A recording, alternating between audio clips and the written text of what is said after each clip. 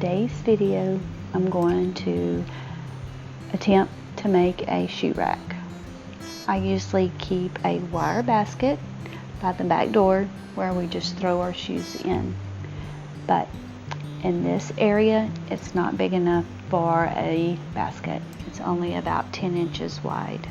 And then I forget how long, but I have the dimensions written down. I don't have a plan, so we'll see how this goes. First, I need to walk out to my recycle pile and gather up some pieces of wood. So, come along with me and we'll see how this project goes. Here I am out at the wood pile, so I'm just gonna gather several pieces that I think I'll be able to use. This was like putting a puzzle together without a guide. I like using the old reclaimed wood because it's not perfect and the piece is not going to turn out perfect, but that works to my advantage.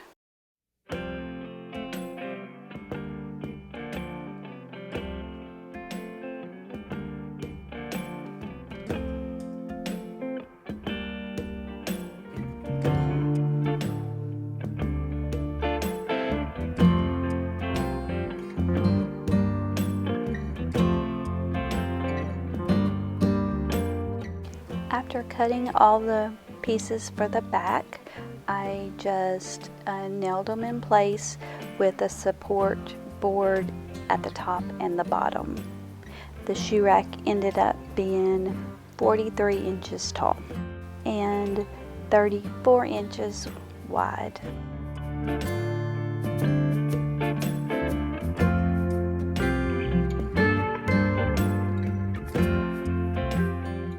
I wanted the piece to have a shelf at the top so I could put a little basket or box to store things.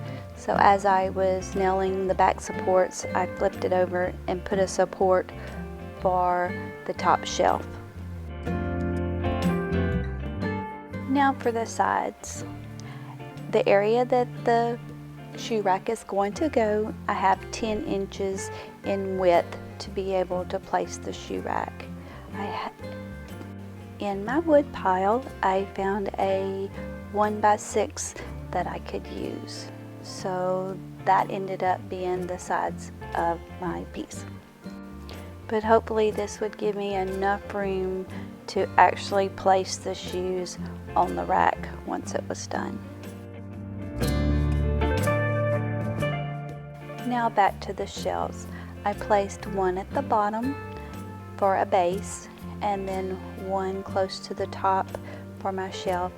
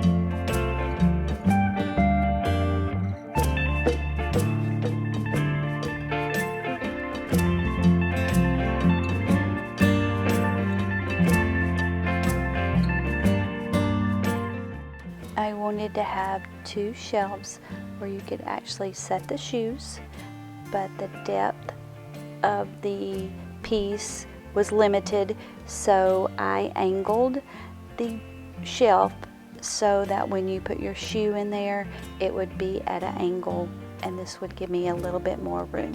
I don't have an actual angle that I used, I just eyeballed it.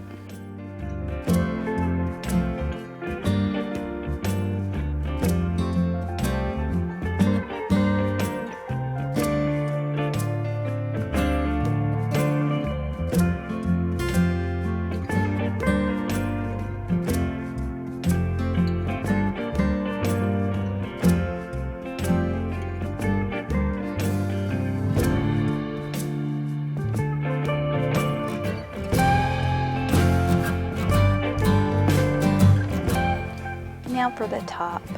Remember I said this was like putting a puzzle together? Well, I didn't have a piece to fit quite over the top.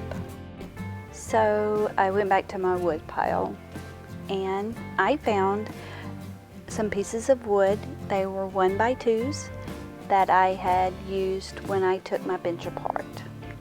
And that's what I used to fill that gap in and for trim.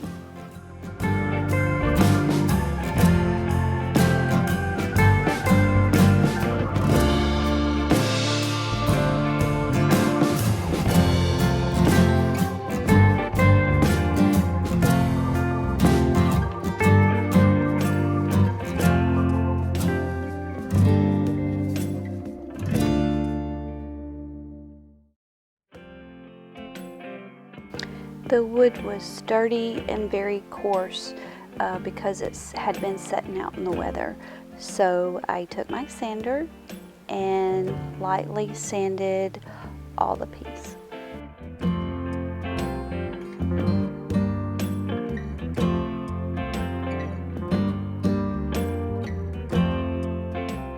I dry brushed the piece with some white paint to give it a cohesive look, but still let the beauty of the wood grain show through.